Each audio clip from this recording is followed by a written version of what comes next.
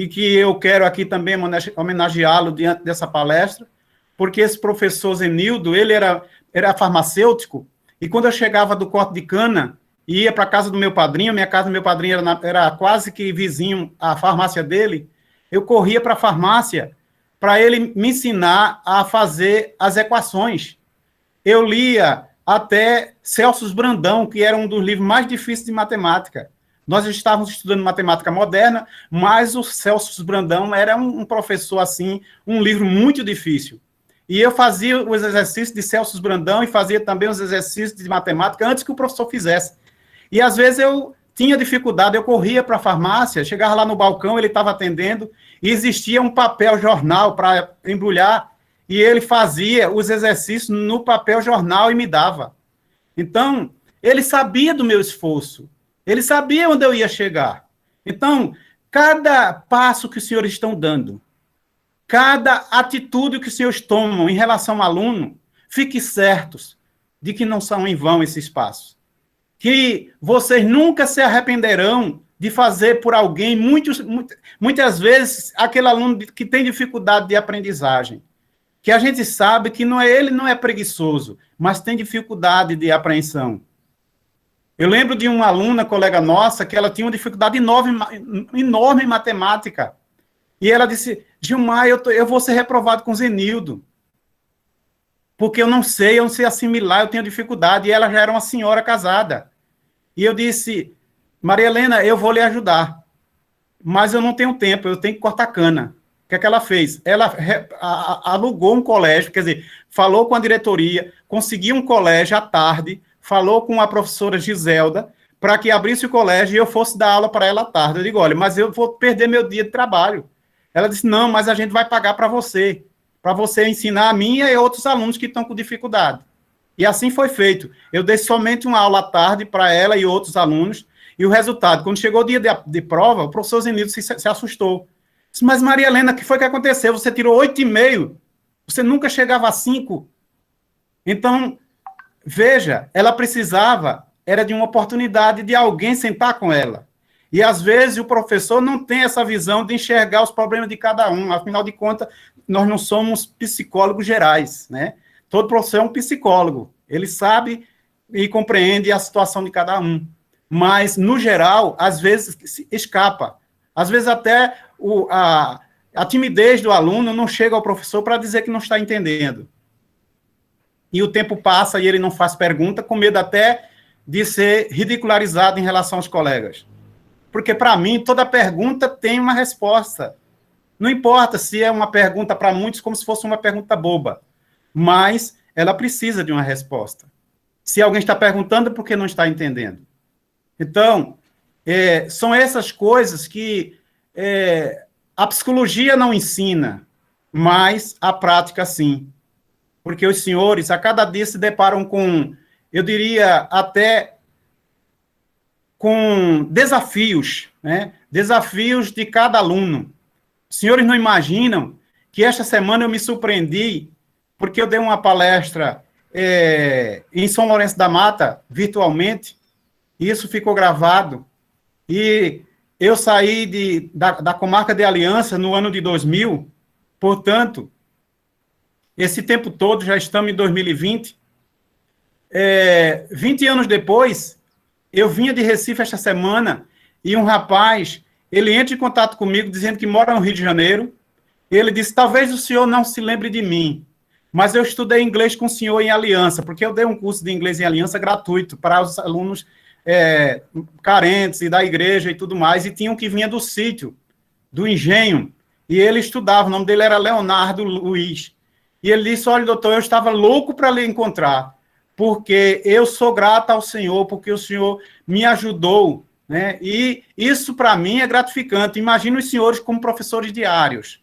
professores que todos os dias estão no labutar, lutando pelos alunos, lutando por alunos carentes, lutando por alunos que, muitas vezes, saem até da roça, como eu saí, saem da palha da cana para enfrentar um estudo, seja em Timbaúba, seja em Aliança, ou qualquer colégio ou município do nosso estado, e que a gente tem que colocar na cabeça dele que o futuro dele será brilhante se ele ultrapassar essas barreiras, essas dificuldades. Porque eu dei uma palestra, por exemplo, aqui em Vitória de Santo Antão, que na época foi no começo do curso de Direito, e o diretor me convidou para uma palestra, e quando eu cheguei na faculdade, havia um palestrante que me antecedeu, e ele falou de tantos filósofos, que eu fiquei com vergonha.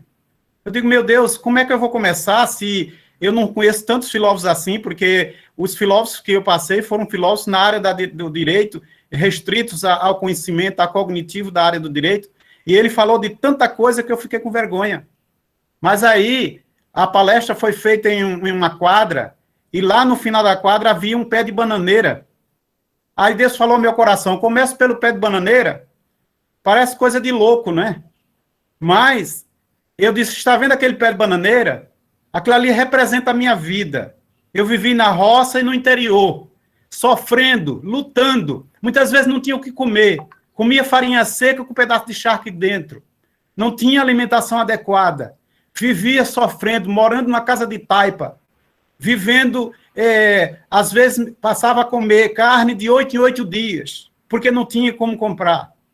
Era uma pobreza muito grande. Era uma dificuldade enorme. E tudo isso, eu disse, isso representa, aquele pé de bananeira está trazendo a uma retrospectiva da minha vida, de onde eu fui e quem eu era lá no interior da roça, trabalhando com minhas mãos encalejadas. Mas hoje eu posso contar a vitória, posso dizer que Deus me levou à magistratura. Parece algo impossível, mas Deus, ele faz proezas, né? E eu tenho certeza que os senhores, como educadores, como diretores, professores, de um modo geral, se orgulham de cada pérola que vai saindo das suas escolas, dos seus colégios, para uma universidade, né? E o certo é que, para não tomar muito tempo dos senhores, eu preparei até sobre qualidade de vida alguns assuntos, né? Porque a qualidade de vida, falar de uma situação pela qual passei e dizer que é qualidade de vida não é fácil, né? Mas eu trouxe aqui um conceito de qualidade de vida da OMS que eu achei interessante e vou ler para os senhores, talvez os senhores já tenham conhecimento disso. Onde ele diz assim, o conceito de qualidade de vida está diretamente associado à autoestima e ao bem-estar pessoal e compreende vários aspectos, nomeadamente a capacidade funcional, o nível socioeconômico, que era o meu caso, né? O estado emocional, a interação social, a atividade intelectual, o autocuidado, o suporte familiar, porque isso é importante, né? Para os senhores terem uma ideia, eu fiz o supletivo quando eu cheguei a Recife, porque eu só tinha o primeiro grau em Barra de Guabiraba. Mas eu não podia fazer o primeiro ano, segundo ano, terceiro ano, não, porque o tempo já estava passando. Resolvi fazer um supletivo. E sabe qual foi o tema naquela época da minha redação? Foi a ausência dos pais na formação dos jovens. E isso, para mim, foi como uma luva, porque meu pai não podia me acompanhar nos estudos. Minha mãe, muito menos, porque ela tinha que trabalhar na roça também. Então, isso caiu como luva para que eu fizesse uma boa redação. Então, aqui, quando ele fala de atividade intelectual e o suporte familiar, isso é importante. E ele continua o texto. O estado de saúde, os valores culturais, éticos e religiosos, o estilo de vida, a satisfação e as atividades diárias em um ambiente em que vive. Então, isso seria um conceito do que é uma qualidade de vida, né? Às vezes as pessoas pensam que qualidade de vida é ter muito dinheiro. Conheço pessoas ricas que não são felizes. Às vezes a qualidade de vida é evitar o estresse, evitar o trabalho árduo com muita correria, né? Porque isso causa estresse. E é por isso que eu saí de Recife, mesmo trabalhando em Recife há 8 anos, eu resolvi vir para uma cidade mais tranquila, que é Vitória de Santo Antão, para ter qualidade de vida. Então, qualidade de vida é você ter um bem-estar, é você ficar num ambiente onde você não tem violência, onde você, entre aspas, né, porque nós vivemos num país cheio de violência, mas pelo menos que não seja como o Recife, um trânsito muito forte, e isso me agitava todos os dias. Hoje é uma tranquilidade em Vitória. Então, eu poderia trazer isso como uma espécie de qualidade de vida. Mas, às vezes, até uma pessoa que mora no sítio, que tem lá a sua casinha, tem a floresta ao redor, tem as suas frutas, ele é feliz, Talvez ele não ganhe nem o salário mínimo, mas ele é feliz. Isso é qualidade de vida. Qualidade de vida é você colocar isso como o seu bem-estar social. Aí eu estou me sentindo bem. Qualidade de vida é você acordar e agradecer a Deus por ver o sol brilhar em seu rosto. Então, quando eu me volto para o ambiente de estudo, e aí eu deixo um pouco de lado o conceito de qualidade de vida, para dizer que eu não tive um ambiente de estudo adequado. Primeiro porque eu morava na casa de taipa, eu não tinha nenhuma mesa para estudar. Não tinha um birô, como hoje tenho. E por isso, como eu disse, eu dormia em casa, em rede, nem cama eu tinha. E por isso que eu andava com meus livrinhos debaixo do braço, até para a casa de farinha eu levava. Então, eu trouxe algumas coisas assim para mostrar que um ambiente de estudos, ele precisa ser um ambiente adequado. Ele precisa ser arejado, né? Não pode ter calor, nem frio demais, ele tem que ser arejado, ele tem que ser bem iluminado, tem que ser bem confortável, sem barulho, e especialmente se puder ter uma música instrumental suave, né? Relaxante, e estando bem alimentada, porque ninguém consegue estudar estando com fome. Aí alguém que possa nos ouvir e vai dizer, mas como eu posso estudar alimentado se eu não tenho o que comer, né? Então, essa é a realidade de muitos alunos ainda hoje, infelizmente. E isso ainda temos que ficar despreocupados, né? Porque uma pessoa que está preocupada com um problema, ele não consegue captar nada, ele não consegue estudar. Você imagina uma criança que vai para uma escola estudar e a professora está falando no quadro, ensinando lá no quadro, na lousa, e ele está preocupado com a mãe porque está sendo ameaçada pelo pai. Você já imaginou isso? Né? E, às vezes, essa pessoa fica achando que o problema é do aluno, mas o problema está em casa. Então, eu gostaria de fazer um parênteses aqui e ouvir os senhores diante de tanto que eu já falei. Depois eu volto.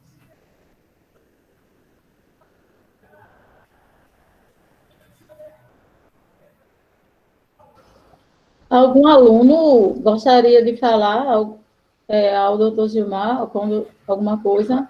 Porque eu estou lendo aqui no chat comentários maravilhosos. Então, eu estou vendo aqui Rosilane, Yasmin. Quer falar diretamente com ele? Alguém? Diga essa pessoa que fica à vontade, viu? Não é um juiz, não. É um estudante. É um estudante. Ele pediu para ficar à vontade. E aí, gente, algum estudante?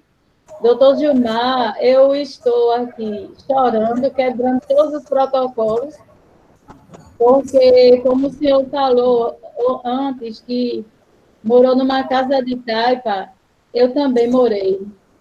Eu morei numa casa de taipa, aqui em Ferreiros, numa rua chamada Rua da Esperança. Nome até bonito, né? O nome da rua. E quando chovia forte, todos nós saíamos de casa porque corríamos o risco da casa desabar, dela cair. Mas, assim, como o senhor falou, em nenhum momento eu baixei a cabeça. Glória a Deus. Em nenhum momento, assim, serve até para os nossos alunos. Eu já tive a oportunidade de falar um pouco sobre a minha vida numa escola em Recife, numa escola lá na Macaxeira, e a minha vida era assim. O senhor falou também de vendas, e eu passei a minha adolescência vendendo Avon para ganhar o dinheiro. Eu também já dormi em rede. E aí eu quero mostrar para os meninos, a gente, que não é impossível, que a gente consegue. E hoje eles têm mais facilidades do que eu tive, do que o senhor teve. É muito interessante que eu também tive ajuda de uma pessoa para estudar. E eu vou citar o nome dela aqui, porque, para mim, não é vergonhoso. Eu tive ajuda de uma senhora aqui de Ferreiros, acredito que a Dijane, nossa assistente, deve conhecer, que eu a chamo de madrinha, mesmo sem ter sido batizada por ela, porque eu também nasci na Assembleia de Deus e não passei pelo batismo no catolicismo, enfim. Mas ela foi quem me amparou para que eu estudasse, Dona Marluce, de Melo Freire Gouveia. Não sei se você conhece, Dona Marluce. E aí, é isso que eu quero mostrar para os meninos. Eu também tive que sair de Ferreiros com 18 anos para ser empregada doméstica em Recife, porque eu não tinha trabalho aqui, na cidade pequena, mas eu nunca parei de estudar e eu também aprendi a ler sozinha. E eu Pronto, olha aí, a chorando identificação. assim, eu estou chorando assim, são muitas similaridades, mas eu sempre digo, Deus é fiel. E quando a gente Amém. corre atrás, a gente consegue. Eu consegui, pela misericórdia de Deus e a luta, estudar. E hoje sou professora de História com muito orgulho. E eu ainda digo, História com amor, hashtag História com amor. Agora, Aliás, a sua vida já é a história. é verdade, se eu for relatar, tem muitas e muitas outras situações que não vêm ao caso. E aí eu sempre costumo falar isso para os nossos jovens, assim, comece a tentar ver as pedras que estão no caminho, não como obstáculos, mas como possibilidades que você tem de tentar ultrapassá-las de uma forma ou de outra. Se ela é muito alta, tente ir por um lado e por o outro, mas tente. Né? Aliás, professora, desculpe, mas essas pedras podem se tornar um castelo para a sua própria vida. Justamente, é isso mesmo. Foi o que aconteceu com a minha, glória a Jesus. Então, eu já falei e eu estou aqui, assim, muito emocionada. Por isso que eu disse antes, Obrigado. assim, eu estava, antes de entrar, conversando com uma psicóloga amiga, e eu dizendo para ela que estávamos numa semana de encontros e encantos. Feito a Marilena Chauí, na filosofia, ela fala sobre a palavra encantatória, né? O senhor sabe. Ela fala sobre a palavra que é encantatória, aquela palavra que encanta. E eu, a cada momento vivido nessa semana e na outra também, eu fico mais envolvida, mais encantada e mais apaixonada pelo meu trabalho. Então, agora os Glória a Deus. professores ou os alunos fiquem à vontade.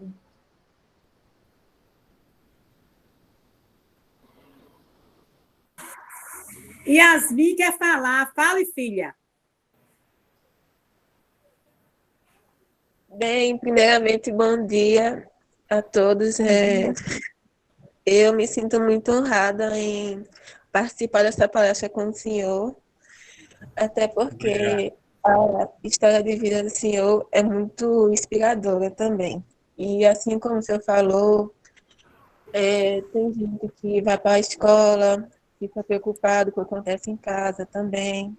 Quando eu era menor, eu sofri também isso com minha mãe, com meu pai, porque minha mãe também sofria com meu pai em casa. E mesmo assim, eu nunca desisti dos meus sonhos, sempre continuei a estudar. Até hoje, me dedico aos estudos. E eu sonho também, né, em chegar a ser juíza como o senhor Glória a também. Deus. Que bom. Que maravilha. Sim, Eu lembro que eu dei uma aí, palestra numa rádio e quando uma criança de 10 anos ligou para lá e disse: Irmão, diga a esse juiz que eu quero ser juíza também. E eu vou chegar lá.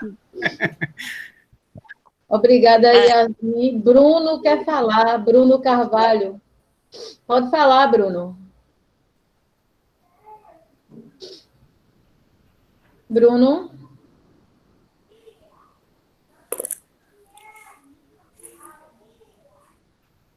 No momento está sem microfone, depois fala. Professora Maria Paiva, se possível, eu gostaria de ouvir a professora Iracema, porque ela está tão assim emocionada que eu estou percebendo isso daqui e eu queria ouvir pelo menos uma palavra dela. As ordens de Iracema. Bom dia a todos. Bom Eu estou dia. mesmo emocionada porque a sua história, excelentíssimo juiz, eu me identifico muito também com essa história. A minha infância não foi fácil e, como o senhor falou, de comer farinha com carne de charque, também passei por isso. O cuscuz, né, o fubá não era de boa Isso. qualidade, a gente precisava peneirar para comer, para fazer o cuscuz. E aí, eu fui uma das filhas dos meus pais que conseguiu se formar, que Glória a Deus. Depois eu falo, não consigo agora. Certo. Mas eu percebi, foi emoção. Ariel, o aluno Ariel quer falar. Fica à vontade, Ariel. Bom dia, né? Bom dia a todos. Eu queria fazer uma pergunta para ele. Enquanto a carreira de juiz, qual foi o momento mais difícil que ele teve? De todos, Boa qual foi o pergunta. momento mais difícil? O momento mais difícil para mim, Ariel, foi eu perder minha mãe com 19 anos. Não foi fácil. Eu já estava saindo do exército, servindo o exército.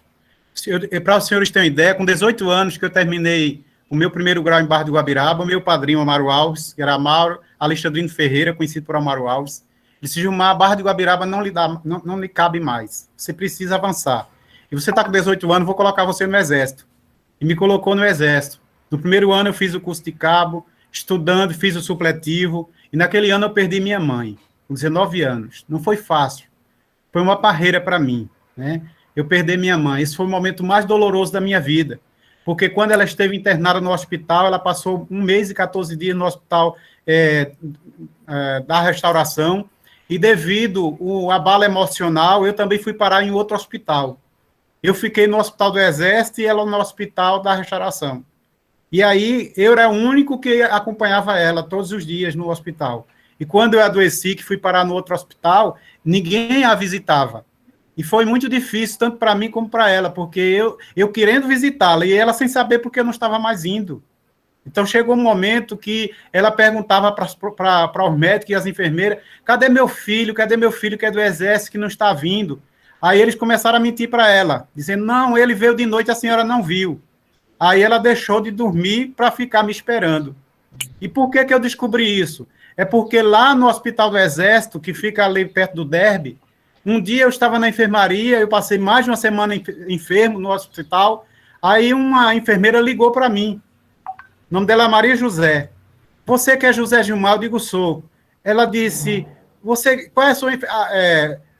em que enfermaria você está? Eu digo: estou na 10ª enfermaria. Ela disse: você tem uma mãe no Hospital da Restauração, hospitalizada? Eu digo: tenho. Aí ela falou assim, disse: olhe. Aí eu perguntei: minha mãe morreu? Ela disse: não, sua mãe não morreu, não. Aí eu disse: como é que a senhora sabe que ela é minha mãe e que eu estou aqui? Ela disse: é porque eu sou enfermeira dela lá e ela fala muito no seu nome. E eu sou enfermeira nesse hospital que você está. E eu vendo a sua ficha, eu disse: deve ser o prontuário do filho daquela mulher. Eu vou ligar para confirmar. E ligou, e era exatamente eu. Então, naquele momento, a dona Maria José, que era a enfermeira, ela disse todo o relatório que minha mãe estava passando, ela disse que minha mãe não queria dormir mais, e aí, quando eu tive alta, eu saí correndo para aquele hospital, e chegando lá, os médicos já tinham a desenganado, ela estava com poliomielite infecciosa, estava com derrame cerebral, né, um tumor maligno intercerebral, precisava fazer uma cirurgia, uma tomografia muito cara, e só fazia no hospital, na época, que era o Hospital do Neuro, que ficava ali na Caxangá. Eu não tinha dinheiro, mas os colegas do Exército reuniram-se, todos os soldados, e cada um contribuiu com uma parte, e eu consegui esse dinheiro. Só que quando chega na hora dela fazer a cirurgia, ou melhor, a tomografia, para depois fazer a cirurgia, faltou energia e ela não pôde fazer. E aí eu voltei em desespero para o meu quartel e ela foi removida novamente para o Hospital da Restauração. E 2 dias depois ela veio a falecer. Mas antes dela falecer, chegou um médico, quando eu estava de cabeça baixa, chorando naquele hospital do Neuro, chegou um médico e disse: Gilmar está aí? Aí a moça disse: é esse moço? Aí ela disse, eu disse: sim. Aí era o tenente Rúbrito do meu quartel. Ele disse: eu vim olhar para sua mãe. Eu digo: mas tenente, o senhor saiu do quartel para vir a minha mãe? Ele disse: não, mas eu precisava saber como é que estava a sua mãe. Então Deus, ele moveu muitas pessoas para me ajudar. E ele olhou e disse: olha, sua mãe não tem esperança. Ela só tem poucos momentos de vida. E dito e feito, 2 dias depois ela veio a falecer. Então, respondendo à pergunta do Ariel Macedo, foi o momento mais difícil que eu passei na minha vida. Foi mais doloroso, né? Tudo que eu havia passado estava como marcas, mas ali era mais uma marca que estava vindo para mim. E o pior de tudo, é que depois que eu saí do Exército, 2 anos depois, eu fiz o curso de cabo, mas 2 anos depois eu fui exonerado do Exército, me tiraram de lá. Eu não consegui reengajar, porque o comandante mudou de comandante no quartel e ele não me promoveu. Eu fiquei esperando a minha promoção, ele não me promoveu e, pelo contrário, a equipe do Exército, ele me deu baixa sem que eu tivesse pedido. E eu fui falar com o comandante pedindo para ficar dentro do quartel, porque eu não tinha mais para onde ir. Minha mãe tinha falecido, meu pai estava no interior recém-cirurgiado, ele tinha feito uma cirurgia de hérnia e não podia trabalhar. E se eu voltasse para o interior novamente, Barra do Guabiraba, no sítio novo, era para cortar cana de novo. E eu não queria isso mais para a minha vida. Então, eu resolvi falar com ele para eu ficar dentro do quartel como civil, até que eu conseguisse o emprego. Disse, mas você está me pedindo algo impossível. Como é que um soldado sai da fileira do Exército e continua aqui dentro? Eu digo, é porque eu não tenho para onde ir. E eu insisti com ele, insisti. Ele disse, eu vou deixar você 30 dias. Eu fiquei dentro do quartel, sem ser militar, por 30 dias, comendo café da manhã, almoço e janta. Só que depois de 30 dias não tinha nem para onde ir, emprego, nada. Fui falar com ele de novo e ele prorrogou. O resultado é que eu passei o mês de janeiro, fevereiro, março e entrou o mês de abril e eu dentro do quartel. Então, naquela época, no dia 19 de abril de 1985, quando eu cheguei da igreja à noite, estavam anunciando a morte da Sua Excelência, o doutor Tancredo Neves. Aí eu pensei, o comandante, na sexta-feira, tinha me dito, olha, Gilmar, a partir de segunda-feira você vai ter que ir embora, porque não tem mais como manter você aqui dentro, porque vai ser um novo comandante. Então eu sabia que eu tinha que ir embora. Então no domingo eu levei minhas coisas, deixei na casa de uma irmã perto da igreja, uma zeladora da igreja, e fiquei com poucas coisas dentro do quartel. E quando eu vi aquele anúncio, eu pensei, pelo menos eu vou ficar mais um dia no quartel, porque eu sabia que ia ser feriado. Conclusão, na segunda-feira foi feriado, dispensou todos os soldados que ali chegaram, e um deles disse, olha, Gilmar, hoje é feriado, vamos lá para casa? Ele morava em Miroeira, ali em Paulista. E eu chegando na casa dele, só que eu não disse a ele que eu estava saindo definitivamente do quartel. E aí, quando eu cheguei na casa da mãe dele, ela morava num kitnet, só tinha um quarto para ela e 2 filhos, ela não tinha marido. Só tinha um casal de filhos, uma moça que ia casar e esse rapaz que estava no Exército. E ela perguntou, Gilmar, eu gostei tanto de você, se você não fizer questão, eu puxo esse som aqui, forro uns panos no chão, você dorme, você quer? Eu digo, eu quero, irmã Isabel. Então foi meu primeiro hotel de 5 estrelas, amados. E eu louvo a Deus por isso. Porque Deus, Ele não nos desampara. Ele nos protege, Ele sempre levanta o sirineu para nos ajudar. E eu louvo a Deus pela vida da irmã Isabel, que me ajudou bastante naquele momento. Com 30 dias que eu estava na casa dela, por exemplo, eu cheguei em casa e ela estava chorando, porque eu tinha saído para procurar emprego e outro dia eu fui para o ciclo de oração. Aí quando eu cheguei da igreja, ela estava chorando. Eu digo, irmã Isabel, por que está chorando? Ela disse, por sua causa, meu filho. Aí eu disse, meu Deus, se eu fiz alguma coisa de errado? Ela disse, não, é porque o meu sogro mora em Goiânia e ele sabe que eu sou enfermeira e ele disse que vai fazer uma cirurgia, ele quer que eu cuide dele e ele disse que vem aqui para casa. E vou botar você aonde, meu filho? Eu digo, não, irmã, se preocupe não, que eu vou embora. Mas, meu filho, você vai para onde? Eu digo, eu não sei, Deus proverá. Eu sei que não é fácil viver no Deus proverá. Eu sei que não é fácil, né? Quando muitos alunos que estão nos ouvindo, ele tem uma mãe para cuidar, tem um pai, às vezes pode até não ter um pai, às vezes o pai está dentro de casa, mas é ausente. Às vezes é uma mãe que precisa trabalhar, mas eu quero vos dizer uma coisa, se você tem mãe e pai, agradeça a Deus por isso, porque eu perdi muito cedo, né? Eu perdi com 19 anos, e isso foi muito doloroso para mim, respondendo à pergunta do Eriel. Agora, com aquela situação que eu estava vivendo, eu passei a morar na casa de um e de outro. Eu vivia perambulando, a expressão é essa. Eu cheguei na casa de um colega, que ele não estava em casa, estava trabalhando, e eu perguntei ao pai dele se eu podia ficar lá esperando ele chegar. Eram umas 5 horas da tarde.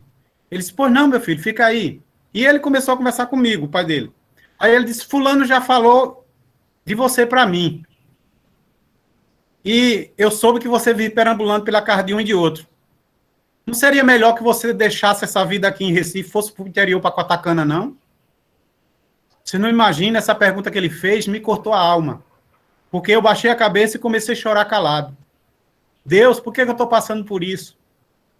Por que que eu tenho que enfrentar uma afronta dessa? Porque aquilo ali era uma afronta, não era uma palavra de ajuda. Eu sempre digo, se você não tiver uma palavra de ajudar para alguém, que feche a boca, né? Porque é melhor, que a Bíblia diz que a palavra boa, dada ao seu tempo, quão boa é. Agora, se você e eu não tivermos palavras suficientes para falar para alguém, é melhor ficar calado. E aquela palavra me doeu muito. Mas também me serviu de estímulo para dizer, não desista dos seus sonhos.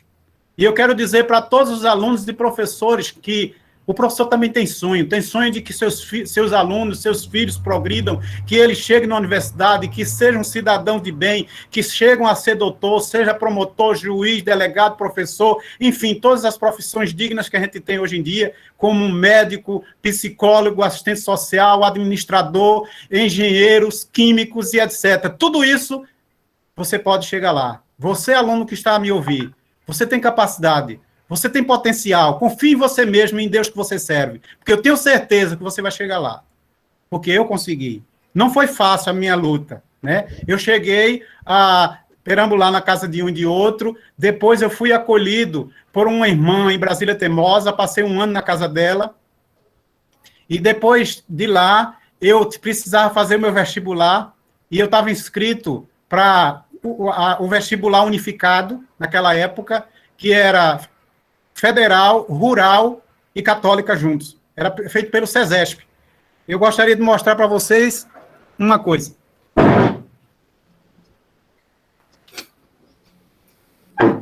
Aqui era o meu manual de aluno, do meu primeiro vestibular que eu fiz para a Universidade Católica de Pernambuco. Na verdade, era unificado. Se eu tivesse uma boa nota, eu iria para a federal. Só que eu estudei supletivo, como eu disse aos senhores. Enquanto muitos outros alunos, estudantes de Colégio Santa Maria, Colégio Dom Bosco em Olinda, Colégio 2001 e tantos outros na época, avançaram e foram para a federal. E eu passei para a Universidade Católica. Os senhores têm uma ideia? Quando eu cheguei, que saiu o listão do vestibular, eu estava em plena Dantas Barreto, que eu fui para a cidade, quando chego lá, tinha um senhor com um listão aberto, e eu disse, isso é o listão do vestibular? Ele disse, mas meu filho nem passou. Aí eu fiquei triste, né? Eu digo, meu Deus, e eu? Se o filho dele não passou, imagine eu. Aí ele perguntou, e você fez? Eu digo, fiz. Aí ele disse, toma um jornal para você, porque eu não tinha nem dinheiro para comprar jornal.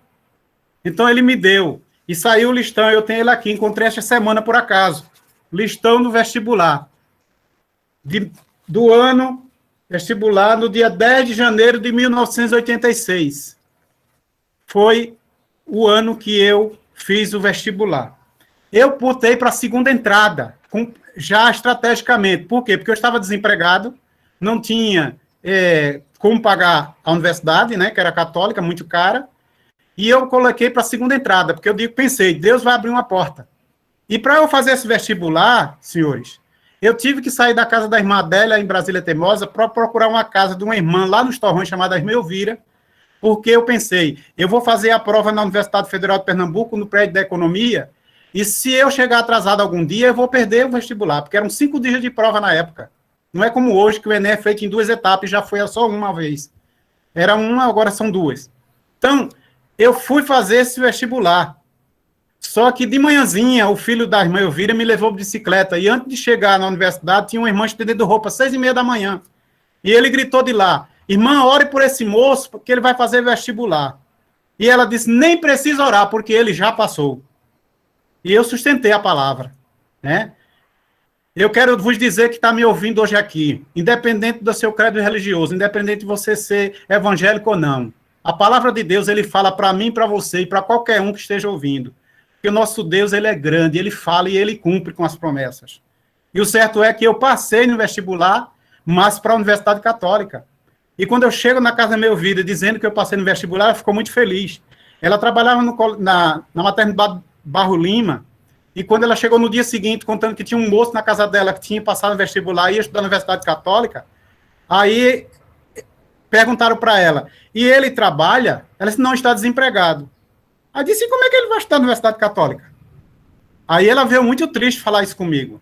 Eu disse, irmã Elvira, não se preocupe não, porque o Deus a que eu sirvo, ele é o dono da prata e do ouro.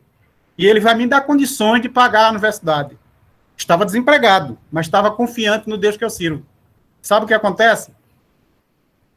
Naquele mês de janeiro, que eu tinha já passado o vestibular, eu fui para as Casa Regente, onde hoje é o VEM, em Recife, ali na Rua da Soledade. Existia uma empresa lá chamada Casas Regentes. E eu fiz teste ali e fiquei esperando para ser chamado para trabalhar. Só que ele dizia que não havia vaga. Só que dizia que não havia vaga. Na 7ª vez que eu fui lá, ele disse, venha trabalhar amanhã. E eu comecei a trabalhar no dia de sábado. E quando chegou no mês de julho, eu fiz a minha matrícula na Universidade Católica, para começar no mês de agosto. E eu fui falar com o diretor, o gerente da empresa, na verdade era seu Reginaldo e seu Ivaldo. Disse, Ivaldo, preciso estudar de manhã na faculdade, e eu queria que o senhor me liberasse de manhã para estudar. Eles disseram, ou o emprego ou a faculdade. Não era fácil, né, escolher um ou outro. Já vi na casa da irmã, dando trabalho. Como é que eu podia ter o luxo de dizer, vou deixar de trabalhar? Não podia. E aí insisti com ele, e só sei que ele me deixou estudar. E para contar a história, eu consegui uma bolsa na Universidade Católica de 50%. E os colegas, quando souberam que eu não ia mais estudar, porque eu ia estudar só uma semana, aí eles me elegeram como representante de turma. E como eu disse, que eu não ia mais estudar porque a gente não ia me deixar trabalhar, estudar e trabalhar, eles resolveram apagar minha faculdade. Só que não chegou nem a isso, porque na sexta-feira, quando eu chego para trabalhar, o gerente disse que não precisava se preocupar, porque eu ia trabalhar só na parte da tarde. E de manhã eu ia fazer faculdade. Contanto que eu mudasse o curso para a noite no ano seguinte. Tudo bem. E aí eu passei em tudo, nas matérias todas, mantive a bolsa, e no ano seguinte eu tinha passado no concurso para trabalhar no metrô do Recife, CBTU, Companhia Brasileira de Trens Urbanos. E o resultado é que, quando eu chego lá, eles me perguntaram qual era o turno que eu queria trabalhar. Eu disse que quero trabalhar à tarde, porque de manhã eu faço faculdade. Então, Deus começou a coadunar a necessidade minha com aquilo que eu precisava fazer. E o resultado é que eu trabalhei 7 anos e 2 meses no metrô. Do metrô, eu fiz o concurso para o Tribunal Regional Federal. E aí eu quero falar agora para os jovens estudantes que sonham em fazer direito. Quando eu fui fazer a inscrição, naquela época não era pela internet, era nos bancos, havia uma fila enorme de advogados para se inscrever para oficial de justiça da Federal. E só havia uma vaga para oficial de justiça. Havia 33 para técnico, mas para oficial só havia uma. E alguém perguntou para mim, você vai fazer para quê? Eu digo, para oficial. Mas você é louco, só tem uma vaga. Eu digo, essa é a minha. Então, eu sempre digo ao aluno e ao concorrente, né, ao estudante e ao concurseiro, que você só precisa de uma vaga. Agora, lute e estude para você conseguir atingir a sua classificação. Bem, passaram 210 para aquela uma vaga que havia. Só que o tribunal, desses 210, eu fui o 5º colocado. Não fui o primeiro, fui o 5º. Só que o Tribunal Regional Federal publicou o resultado em uma semana. Na outra semana, ele publicou mais 5 vagas. Com uma que havia, fez 6. Eu fui o 5º, entrei na primeira turma. Então, eu trabalhei na Federal durante 5 anos, como oficial de justiça, né? E já estava casado, porque eu me casei no ano de 91, assim que me formei em Direito. Então, eu já estava casado, já tinha meus 2 primeiros filhos, a Sarah Smirna e o Giliadne Johnson. Ela hoje mora no Canadá e ele mora em Portugal. E depois vieram mais 3, né? A Isna Iná, Gilian Gideon e Isnara Radassa. Bem, quando eu estava já com 5 anos na Federal, resolvi fazer o concurso para Direito. E o meu sonho era ser juiz. E qual é o seu sonho que você está aí a me ouvir? Qual é o seu sonho que Deus não possa realizar? Ele é capaz de realizar os seus sonhos. Porque, para muitos, às vezes diziam assim, ele não vai fazer, ele não vai chegar lá não, como é que um cortador de cana pode chegar a ser juiz? Ele não fez nem ensino médio completo, ele fez um supletivo. Mas eu fiz meu primeiro grau em Barra do Guabiraba muito bem feito, fiz minha faculdade de Direito muito bem feita, eu nunca fiquei em matéria nenhuma, até porque se eu ficasse em alguma matéria eu perderia a bolsa. Já foi um incentivo. E conclusão, eu me formei em 91, me casei naquele mesmo ano, e comecei a minha vida de advogar e trabalhar no metrô. Depois que eu saí do metrô, fui para a Federal, passei 5 anos na Federal, e resolvi fazer o concurso da magistratura de Pernambuco, como eu lhes disse, que o desembargador ele se admirou quando soube que eu fui cortador de cana. Então, hoje já estou há 22 anos na magistratura de Pernambuco, tenho passado pelas comarcas de Ibirajuba, Aliança, São Lourenço da Mata e Limoeiro, que, aliás, eu assumi as duas comarcas simultaneamente, tanto São Lourenço e Limoeiro ao mesmo tempo, trabalhei no Juizado de Limoeiro, trabalhei no Fórum de Limoeiro, e, por fim, fui promovido em 2012 para a capital.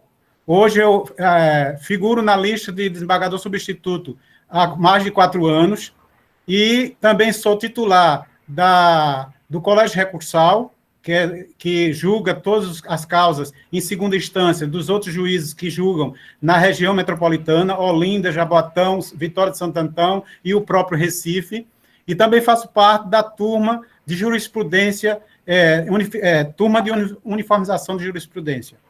Fora essas atividades que eu tenho, eu resolvi fazer também um curso de administração. Na época que eu era juiz em São Lourenço, resolvi fazer o curso de administração, e alguém diria, mas como é que você, sendo juiz, ainda vai fazer curso de administração? Eu digo, é porque eu quero ter ferramentas para trabalhar com a minha equipe. E o certo é que eu fui laureado da turma de administração, com minha nota 9,28. Eu me deparei com alunos ali com muitas dificuldades, né? E aí eu chamo a atenção para isso também, voltando para o verdadeiro tema. Às vezes, eu encontrava aluno que era totalmente preguiçoso, não queria saber, até escrevia mal. Já outros não, se esforçavam e queriam aprender. Eu me juntava àquele que queria aprender, e quando o professor dizia, vocês vão fazer prova em dupla, eu pegava aquela pessoa necessitada e carente para ficar comigo. Mas quando eu percebia que o aluno não queria nada com a vida, eu não ajudava. Tanto que eu fui fazer uma prova de economia, o professor muito bom, professor Miranda, e ele, nesse dia, resolveu fazer a prova em dupla. E, de repente, ele bota uma moça ao meu lado, que eu nunca tinha visto aquela moça. Para vocês terem ideia, fazendo uma prova sem ter visto ela em momento nenhum. O que significava que ela não vinha acompanhando as aulas. Aí eu disse, professor, posso falar? Disse, pois não, Gilmar. Eu quero saber por que essa pessoa caiu de paraquedas aqui ao meu lado. Porque eu nunca vi essa moça em todos os meus dias que eu tive aqui fazendo esse curso com o senhor. Eu não vou fazer prova com ela. Aí está certo, Gilmar, então ela vai fazer separado. Ela pegou o papel e entregou a ele. Não, professor, não vou fazer não, porque eu não sei de nada. Então, são essas coisas que acontecem, né? Então, eu quero chamar a atenção dos nossos estimados alunos que estão nos ouvindo, para dizer que ser estudante não é fácil, né? É uma vida de batalha, de luta, de conquista, né? Porque você tem que se preparar para as provas que são feitas pelos professores. Você depois, quando chegar à universidade, você tem que ser o seu próprio, você tem que ser o responsável por aquilo que você faz, se dedicar para os estudos, para passar em todas as matérias, e no final você tem que estudar também para a conclusão do TCC, né? Depois você tem que estudar para concurso, como eu fiz, estudando, se dedicando para chegar lá, e por fim, aqueles que avançam mais precisam estudar para fazer elaboração de artigos, de dissertação, fazer mestrado, doutorado, e por aí vai, né? Eu cheguei a fazer o curso de pós-graduação na Universidade Federal de Pernambuco, depois eu fiz cursos de extensão na Universidade de Cúdio e na Universidade de Mendonça, na Argentina. Fiz também curso de administração judiciária na Universidade da Geórgia, nos Estados Unidos. Vários cursos de extensão também cheguei a fazer na Universidade Clássica de Lisboa. Eu também fiz curso de Direito do Consumidor na Universidade de Quebec, a Montreal, que fica no centro de Montreal, onde a minha filha, inclusive, chegou a estudar lá, depois de formada em Direito, começou o curso dela lá na Universidade de Montreal. Então, tudo isso, para mim, são conquistas que não me orgulho pelo que o fato que eu sou e por onde tenho chegado. Eu só tenho a agradecer a Deus por ele ter me levado tão longe, me tirar da palha da cana para chegar à magistratura. Então, que cada aluno que esteja me ouvindo, essa jovem tão bonita, que tem esse sonho de ser magistrada, ela vai chegar lá. Ela vai conquistar os píncaros da glória. Só precisa se dedicar cada dia. Uma coisa eu digo, não é vão os seus passos para a universidade. Você precisa começar logo já, onde você está, estudando em um colégio, seja público ou privado.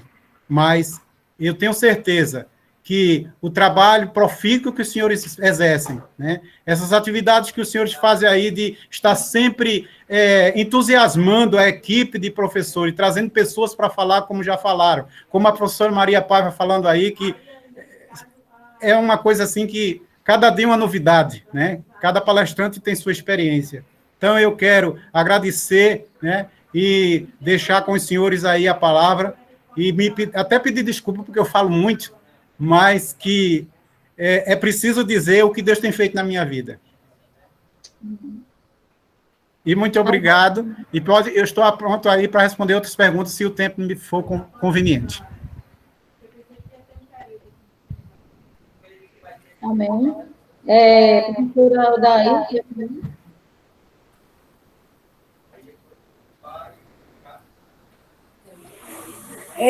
Bom dia a todos, Bom né? dia, professora. Meus queridos alunos, meus professores, funcionários que estão aqui assistindo.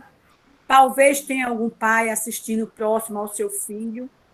E ao excelentíssimo senhor juiz aí, que história maravilhosa, doutor Gilmar, não é? Que coisa linda. Obrigado. A gente ouvir a sua história. Foi um sofrimento, mas o senhor tinha prioridades. E sua prioridade era vencer. Era sair, né, daquele lugar no qual o senhor cortava cana e almejava chegar num local, numa posição que desse orgulho ao senhor mesmo e aos seus pais. O senhor viu o sofrimento de seus pais ao lidar com a lida lá no campo, que não é fácil, e o senhor também partilhava com eles. E isso são modelo de vida que ensina hoje a todos aqueles, né, que sofrem hoje, seja no lar, que não é muito acolhedor, seja pelas necessidades materiais, seja por muitos alunos, às vezes, estarem doentes, adquirindo doenças no meio da família por conta das situações em que vivem, mas o senhor dá um exemplo muito grande, a fé. A fé que move montanhas. A fé que eleva a todos a um caminho, mesmo o sofrimento, como o senhor passou, de doenças, de desemprego, de ser despachado até de uma casa para outra por necessidade daquela família, ter que não mais lhe colocar naquele espaço pequeno, dos empregos que o senhor batalhou tanto para manter um curso, porque o senhor sabia onde queria chegar. Então, agarrado a Deus, na fé, o senhor conseguiu. O senhor vivenciava todas as suas angústias, as suas necessidades, ancorada no Deus. E isso é a base de tudo hoje em nossas vidas. Em plena pandemia, a gente sabe que o mundo não vai ser mais o mesmo, todo mundo já sabe disso. Todo mundo já sabe que aquele mês de março lá atrás não volta mais, aquele mundo daquele tempo, é um novo mundo, e que a gente tem que aprender a conviver com as diversas viroses, doenças, tempestades e outras coisas mais que estão vindo a cada dia, a cada momento. Temos que ter estrutura emocional e, para tudo isso, só existe um caminho que o senhor falou o tempo todo, a fé. A fé em Deus. Exatamente. É que nos faz superar tudo. Alguns alunos colocavam aqui que como a história dele parece com a minha, professores também. Meu pai também é analfabeto, meu pai é camponês. E eu cheguei hoje a passar, quando o senhor disse aquela palavra, eu vou passar, essa vaga é minha, uma vaga única. Isso. E aí eu dizia isso quando eu fazia meus concursos. Hoje eu sou professora, eu sou analista do Estado. As pessoas diziam assim, a senhora vai passar muito, e tanta gente mais nova do que a senhora vai passar. Porque eu fui a vida toda professora de uma escola particular aqui de Timbaúba.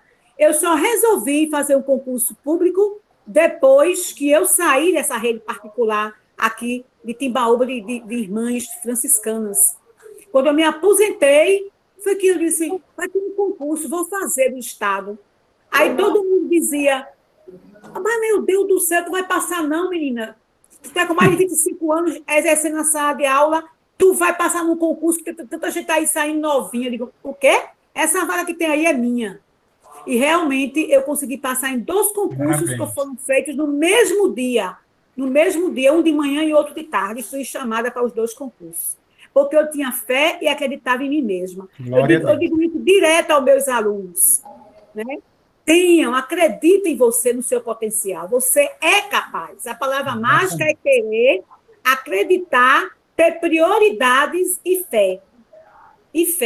Que isso é o importante na vida. Eu quero parabenizar o senhor, agradecer a anunciada, a Açoeiro, né, aos professores que estão de frente desse comando aí, desse momento especial para os alunos, que a gente está fazendo, que está notando que tem alguns desanimados, alguns dizendo que o ano está perdido, e a gente lutando para mostrar que o ano não está perdido, que o ano não vai ser perdido, que eles, terceiro ano principalmente, vão ter o Enem, né? Pode ser que mude, não seja janeiro, porque está aí o maior movimento, porque a enquete ganhou para o mês de maio e foi publicado em janeiro. Pode ser que mude a data, mas o SSA, que é o vestibular da Universidade Estadual de Pernambuco e o Enem, não vão mudar. Vai ter a prova. Isso. Na sua estrutura, no mesmo formato. Poderá ou não, ninguém sabe, que é a coisa muito imprevista aí, ser ministro da Educação, fica uma coisa muito bem avaliada, mas aí, de repente, pode mudar a data, mas vai ter. Então, acreditem, meus queridos alunos, acreditem, e chame seus colegas a participar, a estarem aqui bacana nesses momentos, assistir às aulas, que nada está perdido, e quando vocês voltarem, cada um vai ter um olhar diferente, como falou aí o doutor Juiz aí, o doutor Gilmar, falou bacana, da dedicação dos professores, da preocupação de cada um que tem com vocês, a gente da gestão.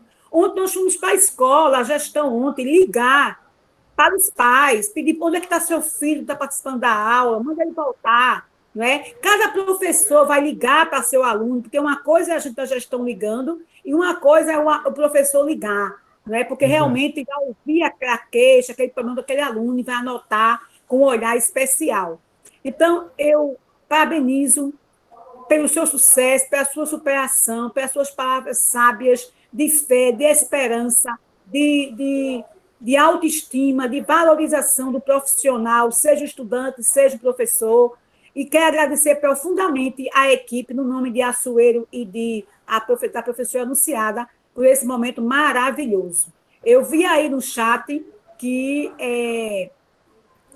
o aluno Bruno quer falar. Então, vamos dar a oportunidade ao aluno Bruno e quem quiser falar também. Agradeço profundamente. Não tenho palavras para expressar nossa gratidão nesse momento tão bacana de autoestima para os nossos queridos alunos. Eu sempre digo a eles, e o professor Nix colocou aqui, e outros professores colocaram, que o aluno, quando passa, é como se fosse nosso filho que estivesse entrando na universidade.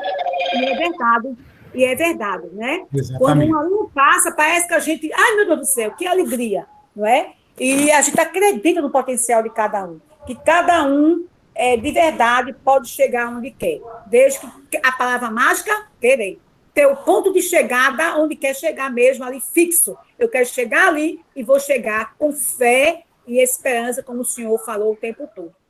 Muito grata mesmo, de coração. Bruno, pode falar, meu amor.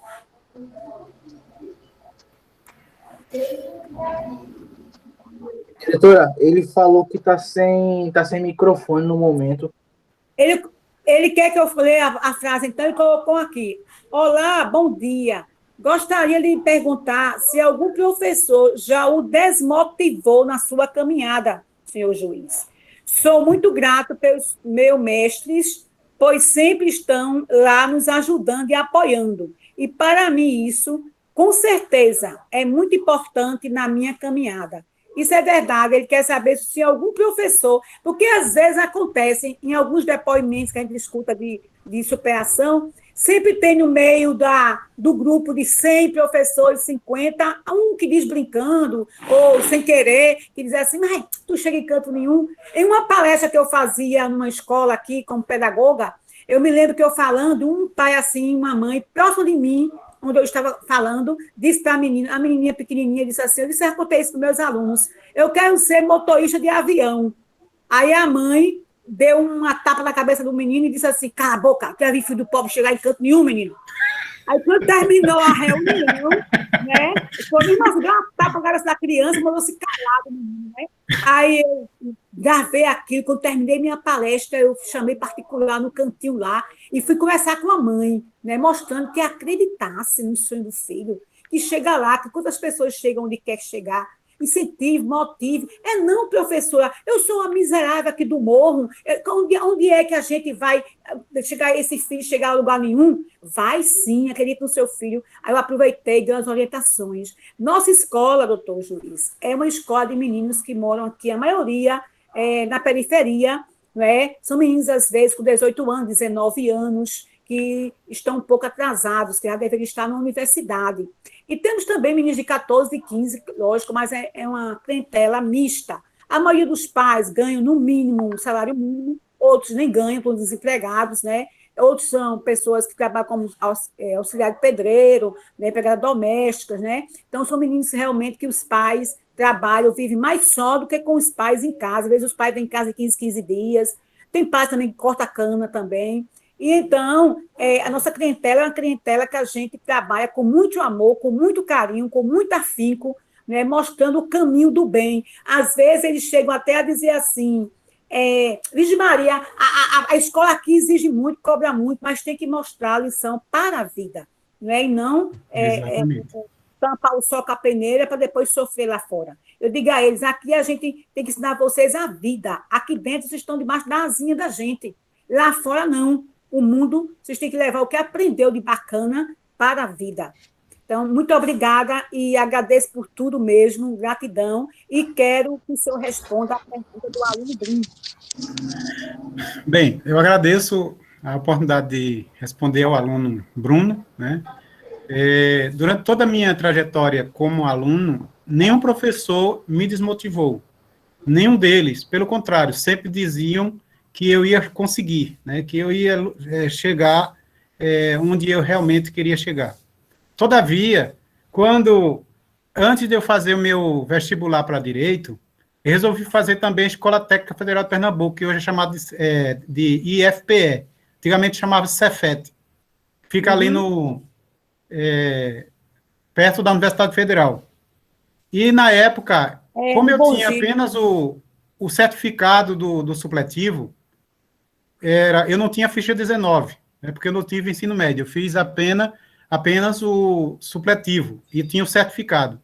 E ao invés de fazer para o normal, eu fiz para o especial, que era para eu fazer o técnico especial. Isso eu sei que eu me inscrevi e fui o 10º colocado do concurso. Quando eu fui fazer a matrícula, que eu chego no balcão, a mulher disse que não ia aceitar meu certificado porque era supletivo. Eu digo, mas como é que pode? Isso é válido a nível nacional. Não, mas era para você trazer aqui a ficha 19. E a gente não vai aceitar isso. Então, foi o primeiro não que eu recebi. Mas eu disse àquela senhora, olha, eu falei o seguinte, eu vou insistir que a senhora fique com o meu certificado. Agora, no dia da primeira aula, eu faço questão de vir. Mas não vai adiantar, moço, porque a direção não vai aceitar. Eu digo, tá bom, mas eu venho, viu? E aí fiquei esperando o dia da primeira aula. Quando chega lá na primeira aula, coincidentemente, foi um professor que era de Direito, professor Armando. E o professor Armando também era professor da Católica, depois passou a ser meu professor também na Católica. Então, o professor Armando levou todos os alunos para a aula inaugural no auditório, e ele disse, hoje eu não vou dar aula para ninguém, eu vou apenas fazer a chamada. E era isso que eu queria, porque eu queria saber se meu nome estava na lista. E eu fiquei curioso. Quando ele disse José Gilmar da Silva, eu dei um presente que assustou a todo mundo. Por quê? Porque era uma prova da minha insistência. E eu quero dizer, respondendo a pergunta do Bruno e a de tantos outros na vida, que nunca se acostume nem se acomode com o não de alguém. Insista, mesmo quando alguém diga não. Porque naquela mesma universidade, ou melhor, naquela mesma instituição de ensino, o IFPE, eu soube que estavam dando passes para alunos carentes. E nisso eu já estava trabalhando nas casas regentes. Aí eu fui me inscrever. Aí a assistente social, dona Maria do Carmo, disse assim, mas meu filho, você não tem direito, não. Eu digo, como não? Já vivo na casa dos outros. Trabalho para manter as coisas em casa. Ela disse, não, mas você disse que trabalha. Eu digo, eu não posso negar para a senhora que eu trabalho. Eu trabalho como comerciário, eu ganho o salário do comerciário, mas eu preciso desse passo, que eu tenho 4 anos para chegar aqui. E eu preciso. E ela disse, mas não tem jeito. Aí eu falei o seguinte, põe meu nome aí. Ela disse, vou colocar, mas não vai adiantar. Tá bom. Aí toda semana, quando era na hora do intervalo, eu chegava lá na secretaria. E aí, dona Maria do Carmo, saiu alguma coisa? Ela disse, não, meu filho, onde ele disse que não vai sair? Quando foi na 5ª vez que eu chego lá, aí eu disse, e aí, dona Maria do Carmo, saiu? Ela disse, e não é que saiu, homem? Então, insista e não desista. Faça feito os ingleses. Don't give up. Não desista dos seus sonhos. Você vai chegar lá. Muito bem. Eu quero falar, posso? Pode, Iracema, com certeza. Pode, sim. Maria Paiva. Bom, né, em primeiro lugar, eu quero me desculpar, né, pois estava muito emotiva. A história Maria Iracema, agora não estou vendo Iracema. A história do excelentíssimo juiz José Gilmar me emocionou bastante, porque ele trouxe a minha memória, né, também a minha história de infância. E aí eu quero parabenizá-lo, senhor juiz, pela história de superação e dizer que a sua história é uma inspiração para todos nós. Não é essa belíssima história que o senhor passou, que o senhor leva palestrando por esse mundo, nos motiva e nos inspira a continuar e não desistir dos nossos sonhos. Não é, como eu falei, uma história de superação. Lá em Lamentações 3:21 diz assim, quero trazer à memória o que pode me dar esperança. E a sua história nos dá esperança, sim, que os nossos jovens, os nossos alunos, eles têm futuro, com certeza. Não é? O importante é ter força de vontade, persistência e não desistir dos seus sonhos. Parabéns por essa belíssima palestra. Muito obrigada. Doutor Gilmar, ontem eu falava aqui dos nossos encontros sobre a parábola do juiz que está lá no Evangelho do juiz Inico. E agora eu estava lembrando. Insistir, né? Insistir. Isso. Persistir. Exatamente. Continuar. Oh, meu juiz, julga minha causa, julga minha causa. Exatamente. Não, pode falar, depois eu falo. Não. E ela conseguiu, né? Aí eu tenho isso em mente.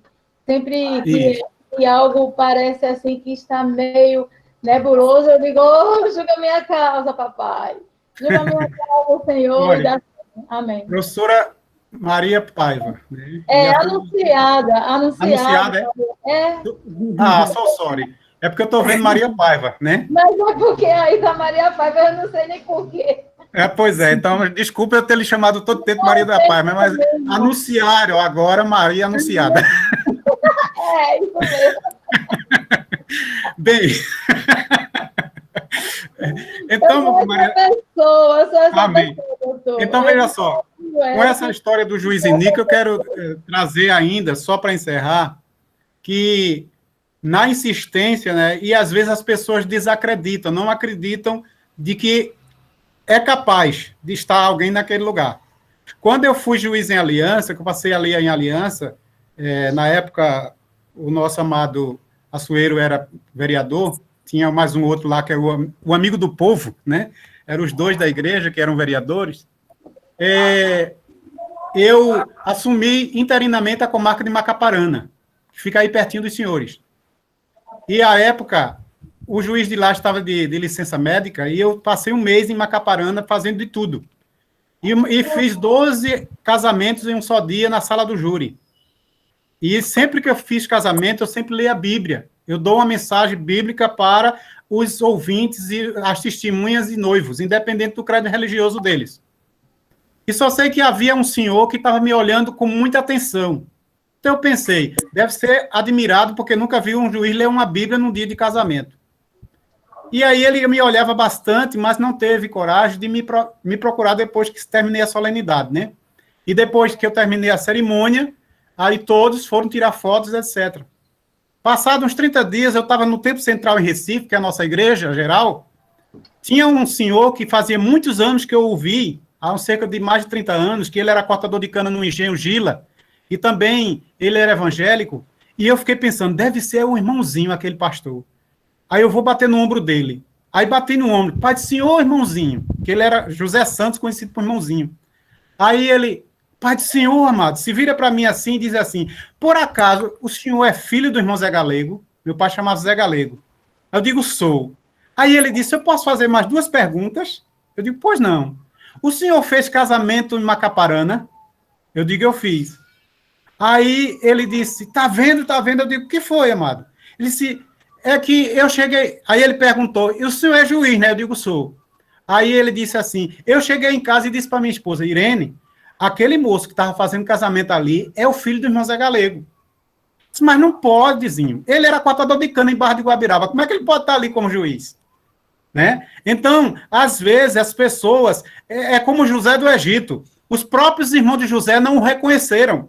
De tamanha foi a mudança na vida de José. E olha que José foi um preso, né? Ele chegou a ser caluniado na casa de Potifar, lançado no cárcere, né? E depois foi retirado com honras. Deus colocou ele como governador do Egito. Ele era a segunda pessoa do rei, porque o primeiro era o rei, depois era ele. Então, por quê? Porque Deus tinha um propósito na vida de José. Assim como teve um propósito e tem na minha vida e tem na vida de cada um dos senhores. Está aí o exemplo da dona Aldair como professora, como diretora e como uma lutadora, que não importa a idade, o que importa é você ter coragem de enfrentar a realidade.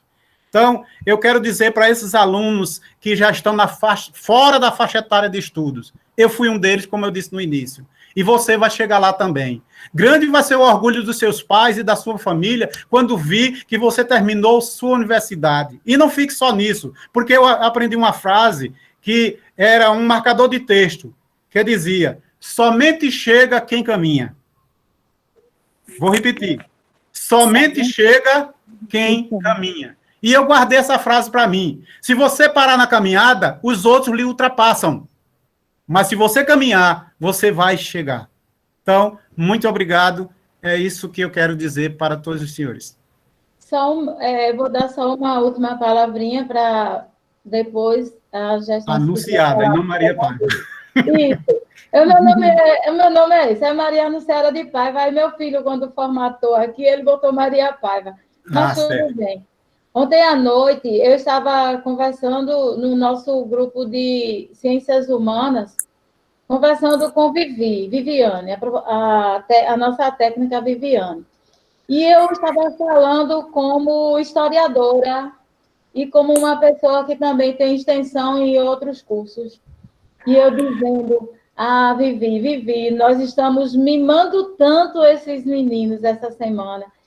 Desde a semana passada que a gente vem nesse processo, mimando os alunos. E agora, Vivi, quem vai nos mimar? Eu acho que a Fero leu. Aí Vivi começou a rir, né? Porque eu sou uma pessoa que brinco, que gosta de brincar, independente das circunstâncias. É bom demais. E Vivi ficou rindo.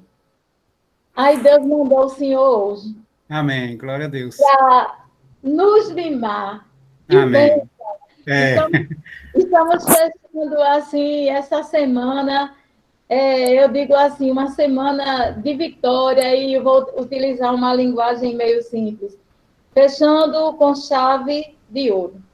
Amém. Ou seja, assim, perfeito mesmo. Assim, eu estou muito orgulhosa, em nome do professor Assuero, meu irmão em Cristo, em nome da gestão da escola, que nos dá todo o apoio para que nos deu, né, todo o apoio para que nós chegássemos a fazer esse trabalho, meus colegas professores. Eu estou assim muito agradecida, muito grata a Deus pela sua maravilha em nossas vidas. E também assim, porque ontem eu questionando, eu estava aparecendo, e agora? Quem virá nos socorrer? E quem vem nos mimar? E agora? Aí eu disse, aí é feito o casamento, né? Lá vamos a Bíblia, o melhor vinho... Veio por último. Glória a Deus. Glória a Jesus. E amém. Aos meus queridos alunos, eu tenho certeza que cada palestrante que passou por aqui deixou um pouco de si dentro dele. E também dentro de nós.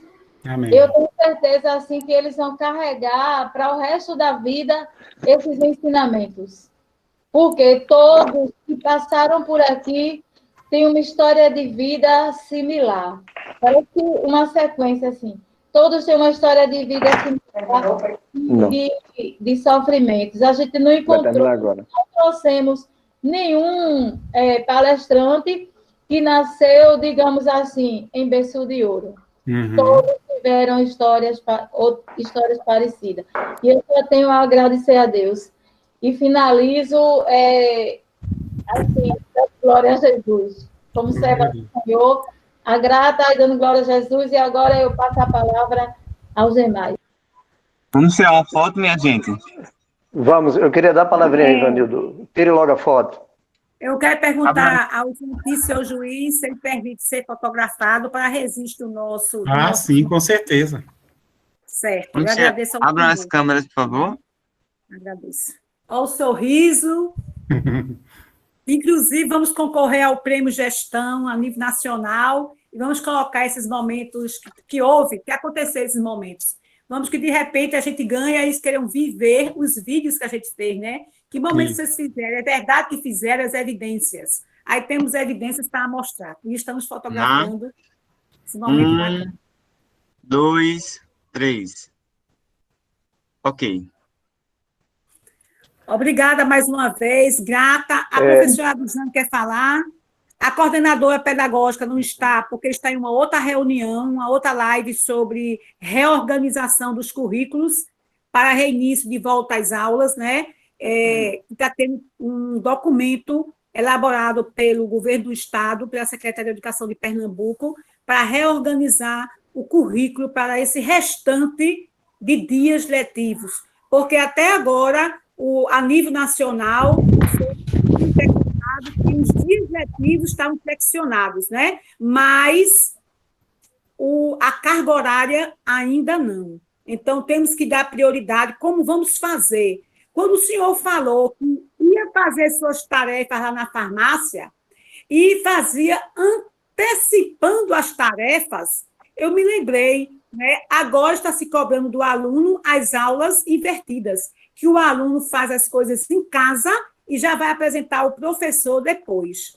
Então, o que o senhor vivenciava lá, estudava antes do professor fazer suas atividades antes, estudava antes, quando ficava na sala de aula, já estava ali, mais ou menos, inteirado com o conteúdo. E hoje, o mundo inteiro está com aulas híbridas, né? Aula que vai iniciar presencial, provavelmente, talvez em agosto, se tudo der certo, e o alunado não vai poder ir para a escola todos de uma vez só, vai ter que ir gradativamente. Então, enquanto aquela turma está na escola, a outra turma está em casa tendo aulas remotas, porque não vai poder levar todos de uma só vez, principalmente os terceiros anos, que vão terminar este ano, para concluir, fazer o seu tão sonhado Enem.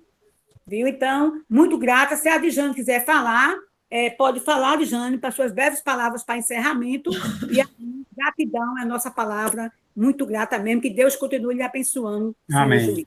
Professor Aldair, permita um pouco. Sim, professor Assuero, com certeza.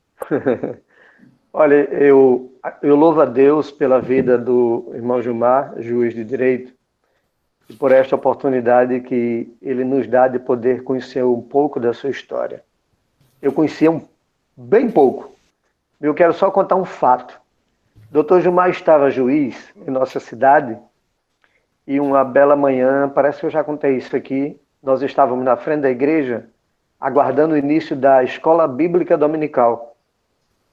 E nós começamos conversando, enfim, e levamos um certo tempo antes da escola bíblica e cansamos, salvo engano, doutor juiz, e nós sentamos no meio-fio. Não sei se o senhor lembra dessa cena. Não. E as pessoas começaram passando e olhando. Poxa, o juiz, ele... Quer dizer, é a simplicidade desse homem que veio da roça, chegou onde chegou, certamente não parou por aí, tem mais coisas para o senhor, porque o senhor tem honrado a Deus por onde o senhor anda, aonde o Senhor fala, e Deus precisa ser glorificado em nossas vidas. E Ele está sendo honrado na sua vida. E eu quero fechar a minha fala, a minha contribuição, já externando a minha gratidão à direção da escola, ao senhor, aos alunos, aos colegas professores, trazendo à memória o versículo 9 do capítulo 1 do livro do homem de Deus Josué, que diz: não te mandei eu, esforça-te e tem bom ânimo, não pasmes, nem te espantes, porque o Senhor teu Deus é contigo por onde quer que andares. Amém. Esta palavra, ela inunda e invade todo o nosso ser, do aluno à direção, o senhor, que certamente tem essa vida próspera acadêmica, por que não dizer também e principalmente espiritual. Que Deus abençoe o senhor, que Deus abençoe o professor Aldair, que comanda esse grande exército de professores, profissionais de apoio, alunos, e agora, nesse momento, até os pais dos alunos estão entrando também nessa condição gloriosa de interação, de experiências e também, por que não dizer, de experiências com Deus. Deus abençoe. Ô, professor Assuero, eu não sei quanto tempo a gente ainda pode ficar nessa live, mas eu queria ouvir a professora lá de Jane Fernandes. Ela está muito atenciosa a esse momento, né? E para mim é um privilégio. Se eu pudesse, eu ouvia cada um dos senhores, né? Porque eu sei que cada um tem uma história, né? Assim como a Iracema se emocionou muito, a professora lá de Jane parece com minha prima lá em Caruaru, e eu queria ouvi-la, né? Para dizer alguma coisa, se permitirem. Estou lisonjeada e muito emocionada. Porque eu identifico as pessoas, Deus tem me mostrado esse dom de identificar as emoções das pessoas, né? É isso que eu estou vendo, visto o Senhor aí, está tocando sua alma, aí, tocando a alma de alguém, o Senhor presente, exatamente. Uma sensibilidade muito grande. Isso, e eu gostaria de ouvi-la. E assim, o Senhor, assim, uma pessoa foi usada por Deus. Deus Amém. usa o Senhor em tudo, desde o início, né? Então, assim, ser professor é um privilégio. Como o Nixon falou, quando um aluno consegue alcançar alguma coisa, é gratificante. Isso. Os alunos, eles são os nossos filhos pedagógicos. Então, o que eu quero de bom para os meus filhos, também quero para os meus alunos. E, assim, esse seu testemunho foi demais. Muito emocionante. E, assim, que cada um de nós, principalmente os nossos alunos, que passam por dificuldades, de situação financeira, de os pais empregados, ou os pais, assim, em atritos, e N motivos. Então, que eles aprendam e que levem de lição isso, e que eles podem conseguir. Nós podemos, quando colocamos Deus à frente de tudo na nossa vida. E Ele é o essencial. É isso que eu falo. Quando Deus está agindo, Ele só dá o melhor. Então, cada um pode se esforçar. E todos têm capacidade. Todos precisam encontrar os seus talentos, precisam se dedicar. Alcançamos as coisas com dedicação. Eu digo assim, eu não passei tanta dificuldade. Deus me honrou com isso, mas passei outros tipos de dificuldades também. A financeira não, mas outros passei e consegui. Né? Eu tenho o que hoje eu consegui, mas foi esforço meu. Eu fui à luta, eu procurei aprender também a fazer boas amizades com pessoas que levem você para frente e não pessoas que querem derrubá-la. É isso também que a gente tem que buscar.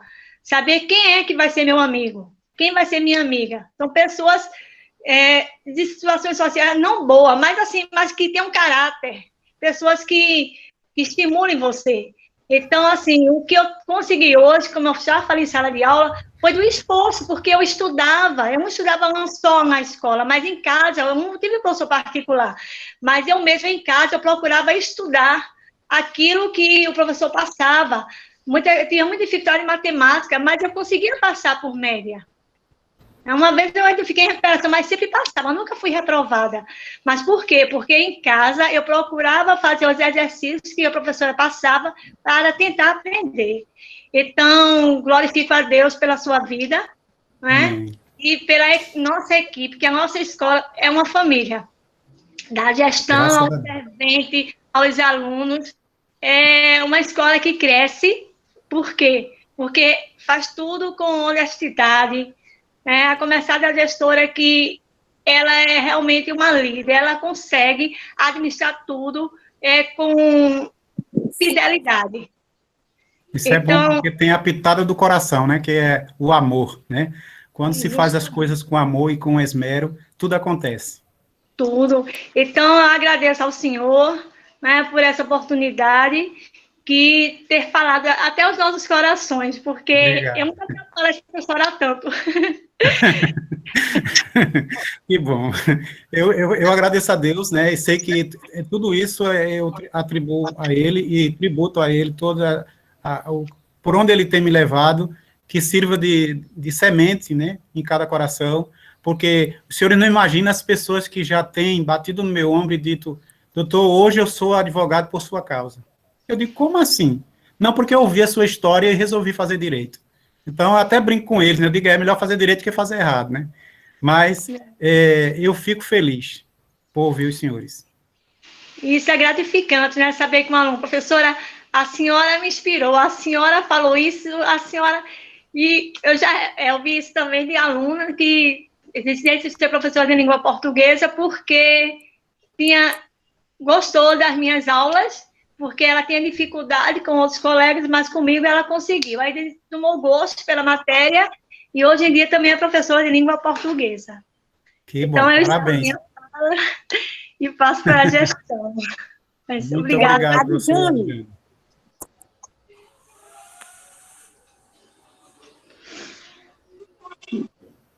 Bem, diante de tanta coisa bonita que já foi dita aí, por Vossa Excelência, doutor José Gilmar, pela mistura da escola, pelos professores, no chat, os alunos também fazendo as contribuições, nós só temos, de fato, a agradecer a Deus, né, por esta manhã, por essas palavras, né, pela valorização em todo momento que o Senhor deixou muito claro às pessoas, aos professores.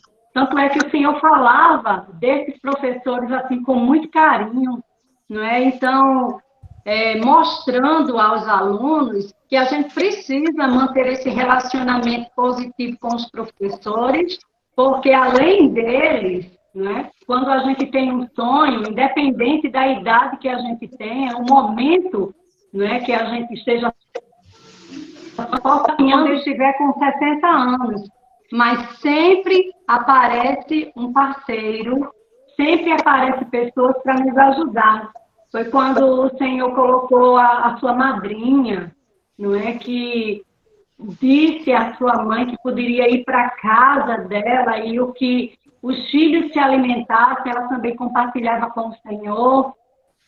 E aí, em outra situação, uma irmã da igreja também lhe ajudou. Então, a gente entende que Deus, ele abençoa pessoas quando ele vê no nosso coração a fidelidade do projeto e a fé, como disse Aldair, ancorada no Deus Todo-Poderoso que tudo pode. Então, minha gente, hoje o doutor José Gilmar trouxe para a gente qualidade de vida e o bem-estar nos estudos, dizendo que não apenas a questão do dinheiro, não é que vai fazer a gente ter essa qualidade de vida. Ele até dizia assim, as pequenas coisas, não é, da vida pode proporcionar a gente esse bem-estar. Ele falou da ambiência, né? O cuidado que a gente deve ter no momento que a gente vai para as aulas remotas, no momento que a gente vai estudar,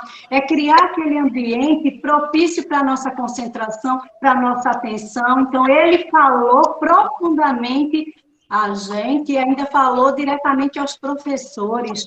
Então, eu vi até uma formação continuada que o Senhor pôde trazer para a gente. Eu, enquanto professora, comecei a perceber os pequenos nadas, coisas que a gente não dá muito valor, mas que faz uma diferença muito grande, que é essa disponibilidade de estar junto com o aluno. Aquele que tira as piores notas são aqueles que mais precisam da gente. E, às vezes, a gente diz que ele está com preguiça, né? Que ele não quer, ele não tem interesse no que a gente está falando, não está nem aí. Às vezes, até ficar ali cabisbaixo é querendo falar para a gente que não está acompanhando ou que em anos anteriores faltou informação de uma forma mais clara para que ele pudesse dar continuidade. Então, foi muito importante esse momento aqui com o Senhor, né, o doutor, né? Então, que Deus continue abençoando a sua vida e que o Senhor possa estar levando sempre a palavra de Deus e também conhecimento a outras pessoas. Então, muito obrigada. É a palavra que resume esse momento tão emocionante, porque a gente treme assim por dentro.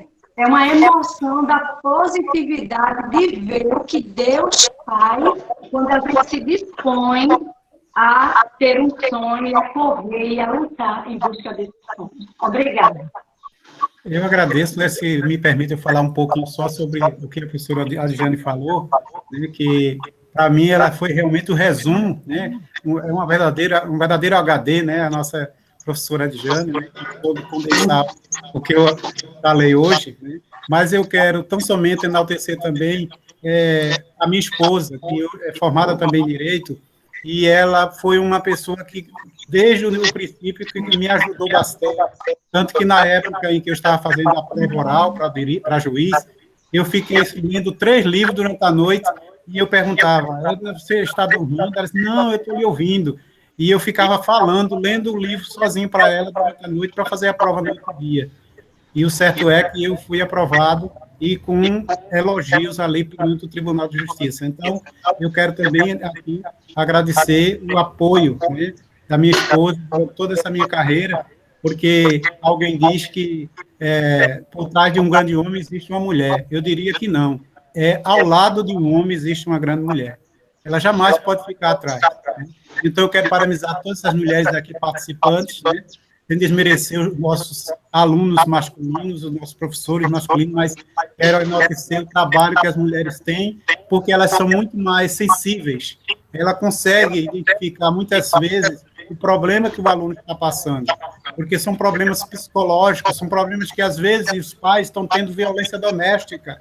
Isso faz com que eles não consigam assimilar, porque eles já estão com problemas que, às vezes, até crônicos, que é preciso passar por um psicólogo. E o professor, repito, é um verdadeiro psicólogo. Ele não precisa ter passado por uma universidade de psicologia para entender a situação de cada aluno. Então, a professora Adjane foi realmente a fundo nessa questão. Enxergar aquelas pérolas que estão perdidas. Nós não podemos lançar pérolas aos porcos, mas também temos que buscar as verdadeiras pérolas escondidas por trás de uma pessoa tímida, por parte de uma pessoa que tem dificuldade de aprender. Os melhores já estão nos seus lugares certos, né? Então, vamos dedicar, porque, às vezes, a gente quando vamos passando por um caminho, esquecemos de olhar as plantas que estão naquele caminho que estamos passando. Às vezes, só enxergamos as pedras, os pedregulhos, mas vamos olhar as flores, vamos olhar o perfume do ar, vamos sentir o valor de cada coisa. Se você está perturbado, cansado, num período de pandemia, vá até o seu jardim, veja como a flor nasce e murcha, né? Como diz o provérbio, mas que o nosso Deus, ela a alimenta, e muito mais a nós. Então, eu agradeço penhoradamente, né, a toda a diretoria, a professora Aldair, a professora Ladjane também, que trouxe a sua contribuição, né, a professora Iracema, com sua emoção, e a professora Adjane agora que está fechando com chave de ouro. E também a professora Maria Anunciada, que se anunciou depois, né? E a todos os outros que, por acaso, passaram aí rapidamente, e até os alunos que se manifestaram. Eu sei que muitos gostariam de falar, né, mas que o tempo não comporta tudo isso. Mas eu estou agradecido pelo esse apoio, né, e essa abertura para os senhores me convidar. Eu agradeço ao professor Assuero e quero externar aqui a minha gratidão a todos aqueles que fazem aliança, a família Aliaci Araújo, que ele bem conhece, que é vizinho ao nosso amado irmão, professor Assuero, a todas aquelas pessoas que me conhecerem em aliança. Se eu fosse contar minhas aventuras e o que Deus fez na minha vida em aliança, foi muito grande durante um ano só, né? Cheguei a montar até um curso de inglês gratuito, certo? E, no entanto, comecei com 50, terminei com 5, por causa do desestímulo de alguns. Então, eu digo, era melhor que fosse pago, pelo menos todo mundo se interessaria, né? Mas eu agradeço a Deus por onde tenho passado e por onde Deus tem me levado. E eu só quero agradecer a todos vocês de coração, né? E saber que eu estou aqui disposto a participar em outros eventos que, por acaso, surgirem. Estou disposto a contribuir com o trabalho dos senhores, que é um trabalho profícuo e é um trabalho que vai em cada coração e que mais tarde os senhores estarão colhendo esses frutos, né? Porque a alegria de cada professor é ver um aluno chegar à universidade e entrar assumir uma cadeira de destaque na sociedade. Não importa de onde ele veio, mas para onde ele vai chegar. Muito obrigado. Amém. Nós que agradecemos. Muito obrigada. Um bom dia para todos. Que Deus continue nos abençoando, hoje e sempre, né? As nossas vidas. E como o senhor falou, estressou, vê a natureza. Eu costumo aqui, minha casa, eu não tenho jardim, mas eu corro, vou ali na janela, eu olho o morro, que dou de frente aqui com o morro de Timbaúba, aí eu olho, vejo as pessoas, vejo o ar, vejo a chuva caindo. E isso faz bem para cada um. Já na escola, quando eu estou estressada, eu corro, vou olhar meu jardim, vou podar, vou ajeitar, porque eu tenho o maior ciúme no jardim da escola. Então, nós cuidamos, cada um cuida do porteiro a todos mais que toma conta do jardim, o alunado, os professores, todo mundo. E é bom sempre olhar um pouco da natureza, um pouco. Quando eu estive lá na escola, fui revelar algumas coisas, tá, documentos, e estava olhando, o jardim está lindo. Cresceram, nós temos, doutor, 28 canteiros dentro da escola, fora a frente da escola. O senhor iria amar ver nossa escola, linda, linda como são nossos alunos, que eu costumo dizer, somos todos muito bacanas, porque amamos e cuidamos muito bem da nossa escola, é um verde completo dentro da escola. E não há lá depredação do patrimônio público, a gente não vê na nossa escola uma porta arrancada, a gente não vê uma tampa de bacia arrancada, a gente está sempre a escola conservada, não há pichação nas paredes, nem nos banheiros, é uma escola linda, porque todos nós somos uma equipe alinhada. Eu trabalho com muita transparência, o dinheiro que chega na escola, todos os meus colegas sabem o que chegou, minha equipe, eu reúno com o conselho escolar da escola, eu apresento o que chegou em dinheiro, o que é que vamos fazer, quais as prioridades. Agora mesmo recebemos 2 parcelas do PDDE que o governo federal mandou. Eu não gastei nada ainda, porque eu disse, a escola não está funcionando, eu conversei com a minha equipe, e vai estar aguardado o dinheiro. Quando eles vai começar, que dê as orientações, aí eu, então, vou assumir e fazer, e combinar com a minha equipe que vamos comprar. Alguns colegas já compraram máscara, já compraram termômetro de testes, eu não vou comprar agora, não. Eu vou esperar, que está muito caro, meu dinheiro é pouco. Uma boa gestão, muito bem. Eu digo, é quase 400, eu vou esperar, de repente o governo manda, aí eu vou ganhar. Realmente, ontem, doutor Fred, né, essa semana, o doutor Fred tem uma reunião conosco, e João Charamba, que é o secretário-geral de rede de gestão de Pernambuco, com os gestores, e disse que a escola ia ganhar 2 termômetros de testa, ia ganhar máscaras. Eu digo, e os professores vão ganhar aquela máscara de acrílico, né? Eu digo, olha aí, eu tivesse comprado com o dinheirinho, o pouco dinheiro que eu tenho. A prioridade do que está lá é para comprar resma de papel, Tony, ou comprar o álcool, que o álcool a gente não vai ganhar, por enquanto não foi dito isso. Eu estou guardando lá, está lá o dinheiro guardado, disse a minha equipe, eu não mexo nela, está de férias, está a guardar, está de férias, não vou dizer. Isolamento social, não tem aluno, distanciamento social, não tem na escola, deixa o dinheiro no banco, rendendo lá. Quando disser, vai voltar, eu tomo providência do que deve ser feito junto com a equipe. Então, eu trabalho com muita transparência, eu faço do pouco muito, Todo mundo chega na escola, pergunta se nossa escola realmente é uma escola pública. Eu faço questão, quando a gente retornar, o senhor voltar visitar a nossa escola. Vamos fazer uma acolhida bacana. O professor Assuê ficar de frente para trazer o senhor para conhecer. Que escola linda! Igual a todos que lá convivem, uma equipe alinhada, uma equipe transparente, né? A gente sempre estamos trabalhando unidos. Muito grato, bom dia, que eu sei que o senhor tem muito o que fazer, né? Muita ocupação, e se